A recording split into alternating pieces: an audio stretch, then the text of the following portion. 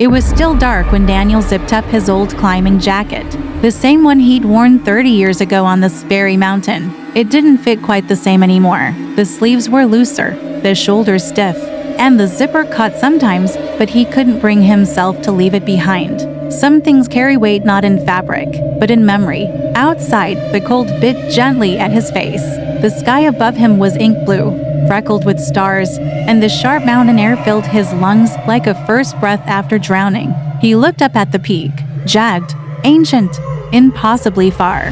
He'd seen it in his dreams for decades. Every ridge and line was burned into his memory like a scar. He whispered, almost under his breath, "One more time, Tom." Then he began to walk. Daniel didn't climb for records or recognition anymore. He wasn't chasing adrenaline. He was chasing something else entirely. He hadn't spoken his friend's name out loud in years. Even when people asked why he never went back to the mountains, he just smiled and said he was done. But that was never true. He was just afraid. 30 years ago, he and Tom had stood side by side at the base of this same peak. Two young men with full hearts and light packs, arguing over which route to take. Tom had always wanted to push, to cut through the risk like it was a fog you could walk through. Daniel wanted the steady path. Safer, slower. They split up at the second ridge, saying they'd meet at the top. Only one of them ever made it down, and Daniel had been running from that moment ever since. As the sun began to rise, light spilled slowly across the mountain like gold being poured over stone. The shadows retreated. Snow blinked in soft blues and silvers. His boots crunched through frozen earth, then packed snow. Higher, the wind picked up. Each breath came harder than the last.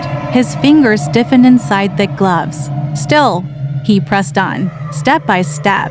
Not fast, not heroic, just steady.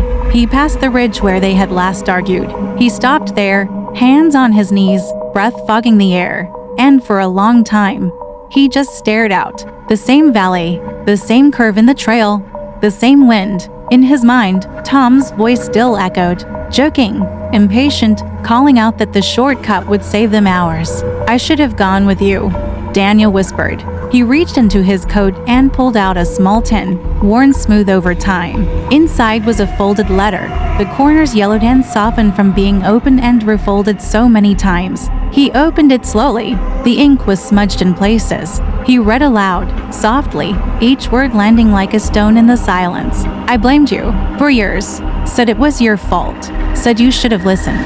But truth is, I envied you. You lived the way I only ever dreamed.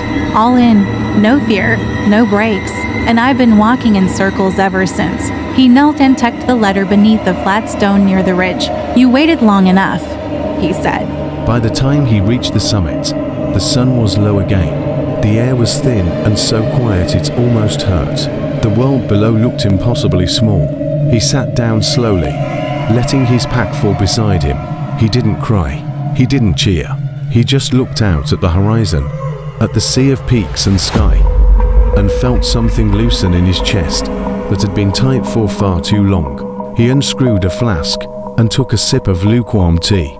"You made it first," he said with a small smile. "I just took the long way." He stayed there until the light began to fade. Then he stood up, turned back toward the trail, and started the long walk down. This time, he didn't feel like he was leaving anything behind. He felt like he was finally coming home.